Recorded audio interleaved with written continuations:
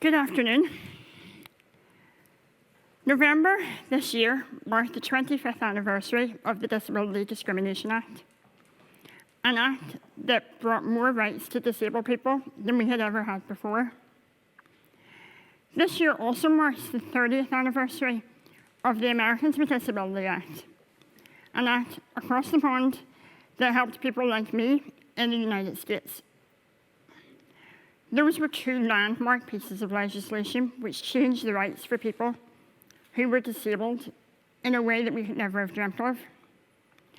But in order to do that, many of my now friends were fighting for something, protesting, chaining themselves to buses, in order to ensure that people like me, who were only children at the time, had the rights and access that we deserved. Many of them are my heroes, and one of my other heroes is Rosa Parks. We all know the story of Rosa. In order to choose her seat on the bus, she had to refuse to move. It's a story that sent ripples throughout the world, but it's a story which changed lives. I'm just old enough to remember life before the DDA. In fact, I remember being thrown off a bus simply because my folding wheelchair took up some room on the bus. It didn't prevent anyone else from taking their seat, but because I was disabled, I was treated differently. My two teenage sisters were with me that day, and I remember distinctly how disappointed they were at having to get off the bus. But when the Disability Discrimination Act came in, a bit like Rosa Parks, we refused. Once again, they had tried to throw me off the bus, but this time there was a law in place to protect people like me. Overall, there's a landmark number of pieces of legislation and acts which have changed my life for the better. Without them, I wouldn't be on this dot. But the simple fact remains that actually, overall, all of society needs disabled people. Let that sink in. We are very often fed the idea that disabled people are a burden on society, that we are a drain on resources, that we are broken, and that we need to be fixed. But in fact, we're the opposite. We are creative and unabashedly focused on solutions to try and innovate our way forward to create a better world. Whether that's through touchscreens, which we all hold in our pockets today, or whether it's personal computing. I remember a day when I was little and I lost the ability to write using a pen or a pencil. I needed a personal computer in order to continue to learn alongside my peers in school, but personal computers were not yet really ready for the mass market. But a lot of that was developed specifically for people like me. Think about your homes. How many of you use a smart speaker? Voice recognition, which smart speakers thrive on, was developed in part because of people like me being able to turn on and off lights. The only way that was ever going to be workable for someone like me is to be able to use our voice. Disabled people have transformed the landscape, and it's one of the things that we don't talk about often enough. But I appreciate that right now, that might not feel like the case. We are living in such difficult times. COVID-19 has shot a torpedo through 2020, and probably years to come. A lot has changed, but a lot could change for the better.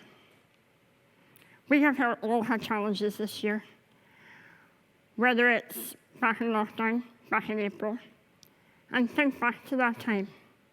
We were all asked to stay at home and only go out for essential items or to go out to exercise. A lot was asked of us, but when people did venture out, there were no toilets. Public toilets were shut, and actually in many cases still are today. But that is a common problem for disabled people. We have seen the accolades that have come along with acts like the DDA, one of those was disabled toilets. But unfortunately, as people like me have come in to integrate more into society, those toilets don't quite fit the bill. We need highly specialist toilets with a hoist and a bench to enable us to get out of our chairs and to spend a penny, as well as spend a bit of money as well. But those toilets aren't widely available, and so that is a challenge that for many has only lasted a few weeks, but for people like me has lasted for our entire lives. I turned 30 during lockdown, and for those 30 years, we have seen so much progress. I know that times are difficult right now, but we all need to take these little silver linings and make them into something much bigger.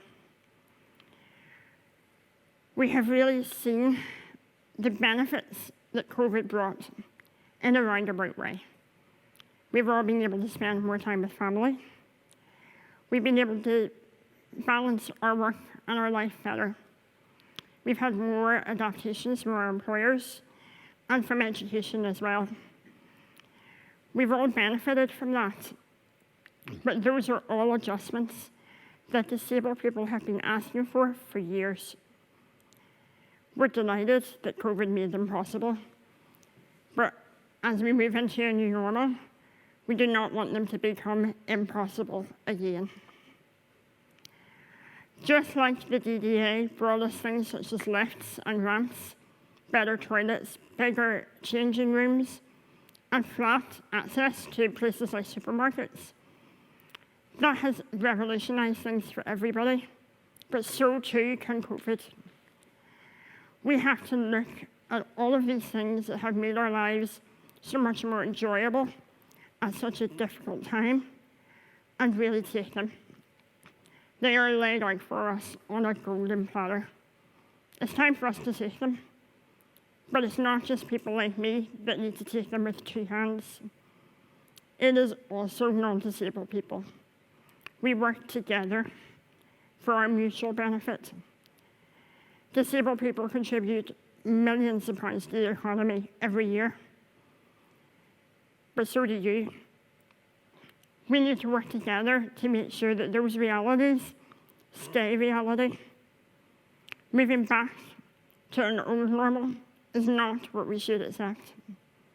We should move forward to a brand new normal that is more accessible and more open for everyone. I've seen how that can work. Last year I went to America. I saw fan-accessible parking spaces. I saw family changing rooms. I saw so many things that made life so much easier for me out there on a temporary trip. And yet, I know that we can achieve that here.